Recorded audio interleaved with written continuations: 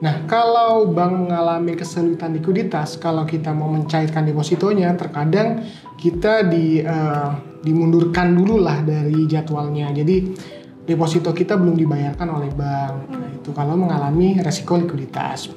Reksadana itu bebas pajak, sementara deposito masih kena pajak. Nah, kita bahas untuk yang risikonya ya. Halo Sobat Philip, selamat datang di podcast Talk to Philip, temanmu belajar investasi dan keuangan untuk masa depan. Bareng saya Margaret Firsti dan ada Head of Investment dari Philip Asset Management. Halo Mas Sigit, apa kabar? Halo Mbak Gret, kabar baik. Gimana kabarnya Mbak Gret? Kabar baik juga nih Mas. Oke, baik Mas Sigit. Ngomong-ngomong nih, saat ini investasi menjadi salah satu kewajiban untuk meningkatkan aset kita di masa depan. Jadi jika dulu saat mendengar investasi yang terpikir di benak kita, selain tanah, emas, ada juga nih deposito yang terbilang cukup aman dan memberikan keuntungan lewat bunganya. Namun saat ini pilihan untuk berinvestasi makin banyak, misalnya seperti saham, obligasi, dan reksadana. Di episode kali ini kita akan berbincang-bincang tentang deposito atau reksadana pasar uang. Nah, menurut Mas Sigit nih, apakah instrumen deposito masih sangat menarik saat ini? Apakah waktunya sekarang kita beralih ke investasi reksadana pasar uang? Oke, kita berbicara tentang deposito dan reksadana pasar uang ya.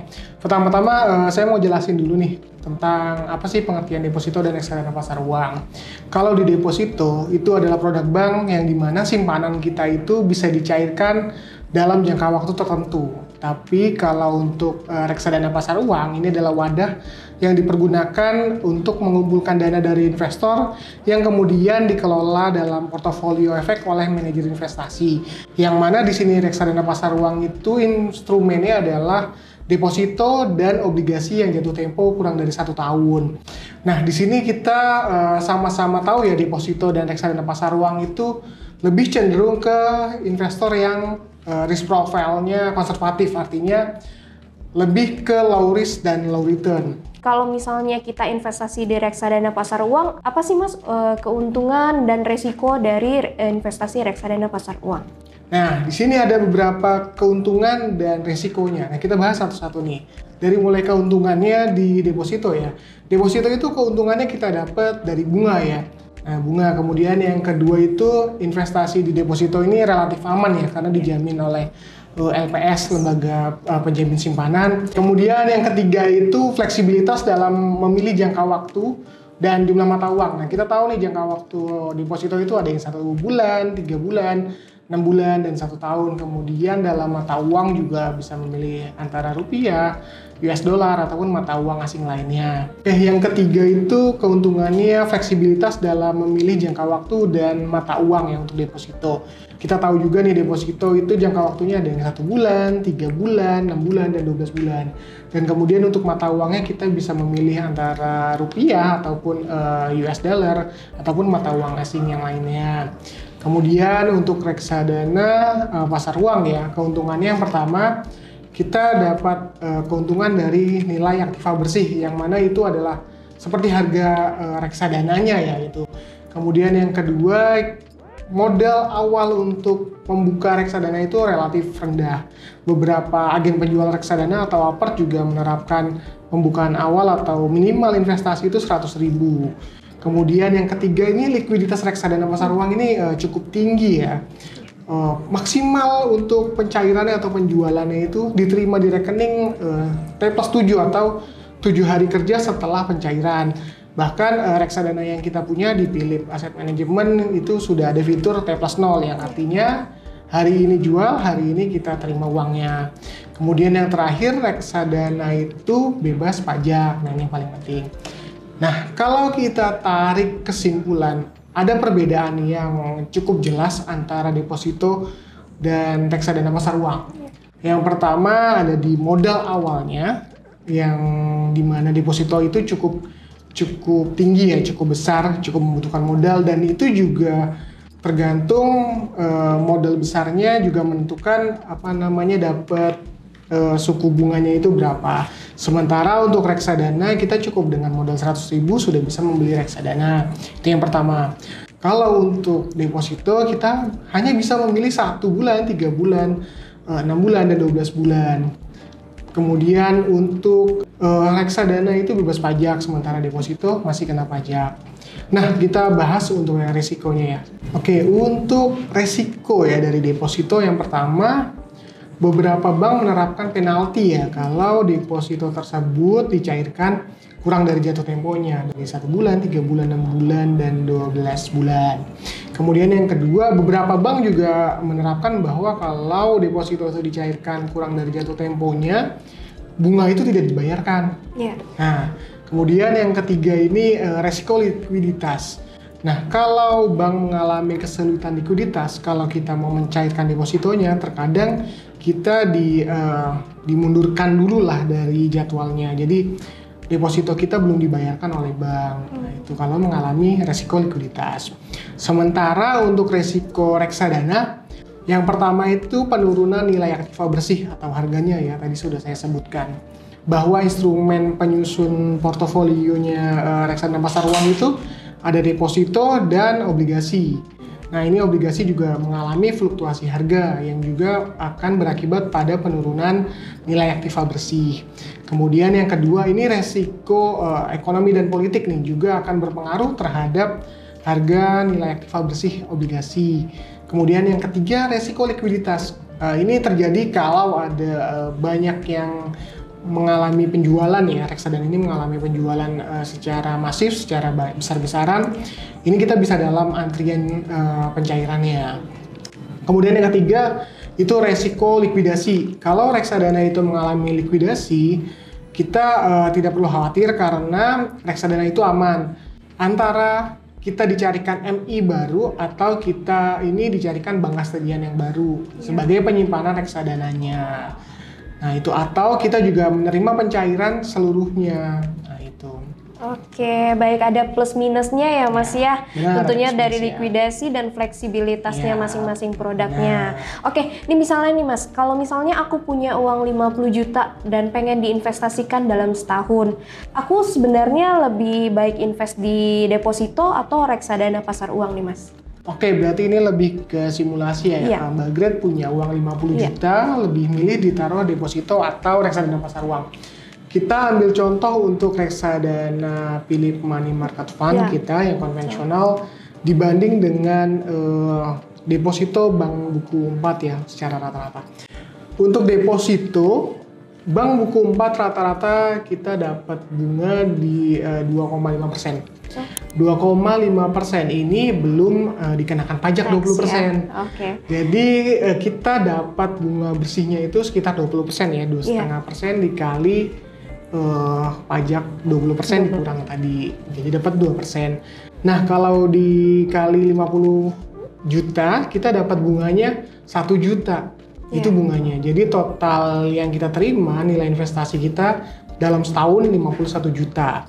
Sementara untuk reksadana Philip Money Market Fund per Agustus 2023 returnnya selama setahun 3,22%. Itu net tanpa pajak. 3,25% ya Mas ya? 22%. Oke. Ya, itu net. Berarti kita dapat keuntungan dari reksadana itu sekitar 1.610.000. Dan bersih ya Mas Dan bersih ya? tanpa pajak lagi. Jadi nilai investasi akhirnya 51.610.000. Nah, itu perbandingannya untuk simulasi 50 juta di deposito dan di reksadana pasar uang. Oke, dan tetap disclaimer ya Mas ya, tetap historical disclaimer. saat ini tidak mencerminkan kinerja masa depan. Oke, baik Mas Sigit, cukup menarik ya untuk perbedaan investasi di deposito dan reksadana pasar uang. Nah, gimana nih Mas, tadi ngomongnya tentang risk profile yang low risk, terus kemudian lebih fleksibel juga ya di reksadana pasar uang. Aku pengen tahu nih Mas, gimana sih nanti prospeknya kinerja reksadana pasar uang ke depannya nih Mas? Oke, kinerja reksadana pasar uang ke depannya ya. Kita sama-sama tahu bahwa suku bunga BI rate yang sudah ditetapkan, suku bunga acuan tuh 5,75%. Ini cukup tertinggi ya, cukup tinggi ya untuk suku bunga acuan. Dan ini juga akan berpengaruh terhadap suku bunga deposito dalam bank-bank. Nah, suku bunga deposito ini yang sudah tadi saya sebutkan salah satu instrumen portofolio reksadana pasar uang. Jadi reksadana pasar uang ini bergantung pada deposito dan juga satu obligasi yang jatuh tempo kurang dari setahun. Nah itu, dan kalau dilihat obligasi yang jatuh tempo kurang dari 1 tahun yang sudah masuk fase money market atau pasar uang itu juga menawarkan yield dan menyimbal hasil yang tinggi lah. Jadi bisa dikatakan bahwa reksadana pasar uang ini masih akan cukup menarik, cukup menjanjikan ya, cukup positif lah kinerjanya untuk kedepannya. Wah, cukup menarik ya Mas ya untuk investasi, perbedaan investasi di deposito dan reksadana pasar uang. Boleh dijelasin Mas, mungkin ada tipsnya kali ya buat Sobat Philip nih, gimana caranya Sobat Philip yang pemula, bagaimana caranya memilih reksadana pasar uang yang tepat? Oke, reksadana pasar uang pada dasarnya untuk investor yang risk profile-nya konservatif, artinya baru memulai investasi atau yang bener-bener low risk low return lah. Jadi yang perlu diperhatikan menurut saya adalah kita perlu memperhatikan prospektusnya ya. Dimana prospektus itu merupakan laporan bulanan yang diterbitkan oleh manajer investasi terhadap reksadananya ya. Di situ memuat informasi return 1 tahun, 1 bulan, 3 bulan, 6 bulan, 3 tahun, 5 tahun.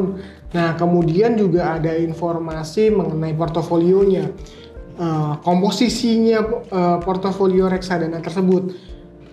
Ada beberapa nasabah yang lebih konservatif lagi yang memilih reksadananya itu maunya full deposito. Ada juga yang mau, saya mau reksadana ini saya pilih ada obligasinya juga. Nah itu yang perlu diperhatikan oleh investor. Perlu diperhatikan komposisi portofolionya dan kinerjanya. Nah itu perlu disesuaikan lah. Oke, kita lanjut nih Mas. Boleh bisa dijelasin Mas, mungkin bisa dikasih tahu nih tips and trick buat Sobat Philip agar memulai investasinya nggak salah langkah. Karena banyak nih sekarang yang ikut-ikutan temen gitu, temen bilang apa dia ikut gitu. Boleh dijelasin Mas? Oke, tips and trick. Tips and trick yang pertama, menurut saya kita harus sesuaikan risk profile kita dengan instrumen reksadana yang akan kita pilih. Kita tahu bahwa risk profile itu ada yang konservatif, yang paling rendah, kemudian moderat, kemudian yang paling tinggi agresif. Nah, kalau konservatif ini cocoknya lebih ke reksadana pasar uang, yang low risk low return. Kemudian yang moderat cocoknya lebih ke reksadana pendapatan tetap dan reksadana campuran. Nah, yang paling agresif ini kita lebih cocok investornya ke reksadana campuran dan saham. Nah, yang kedua perlu memperhatikan juga tadi prospektus dan fund fact sheet. Prospektus itu lebih ke manual booknya reksadana. Di sana memuat banyak informasi ya, seperti manajer investasi mana yang menerbitkan reksadana ini, kemudian apa kebijakan investasinya dan lain-lain lah. Kemudian untuk fund fact sheet itu tadi sudah saya jelaskan, di situ memuat kinerjanya reksadana, komposisi portofolionya, kemudian instrumen terbesarnya ada di efek mana, itu yang perlu diperhatikan. Kemudian yang ketiga perlu diperhatikan juga reputasi manajer investasi ini. Sudah berapa banyak dana kelolaan yang dikelola oleh manajer investasi, kemudian berapa banyak produk yang mereka kelola, dan itu yang perlu diperhatikan, Mbak Gret. Nah, cukup menarik ya Sobat Philip. Sobat Philip bisa menyesuaikan dengan profil resiko Sobat Philip masing-masing. Nah, bagi Sobat Philip yang masih bingung memilih pilihan reksadananya, di Points ID menyediakan fitur Smart Start, di mana pilihan produk reksadananya sudah dianalisa dan sudah direview oleh tim riset Philip Sekuritas Indonesia. Nah, Sobat Philip bisa melakukan transaksi subscribe pada paket Smart Start tersebut dan disesuaikan dengan profil resiko Sobat Philip masing-masing. Fakta menariknya, kinerja paket Smart Start per akhir Juli tahun 2023 telah melampaui return dari benchmarknya, yaitu IHSG dan deposito. Tentunya Sobat Philip harus disclaimer on juga ya, di mana historical return saat ini tidak mencerminkan return masa depan, dan tentunya harusnya disesuaikan juga dengan profil resiko masing-masing dari Sobat Philip. Thank you nih Mas Sigit sudah memberikan insight-nya kepada Sobat Philip pada episode kita kali ini. Oke, sama-sama Mbak Gret. Ya, nah Sobat Philip, jangan lupa follow akun sosial media kita @talk2philip di IG, Twitter, dan TikTok. Dan bagi Sobat Philips yang masih ingin menyimak nih episode kita kali ini, bisa didengarkan di channel YouTube dan Spotify Philips Sekuritas Indonesia. Sampai jumpa di episode selanjutnya. Talk to us, talk to Philips.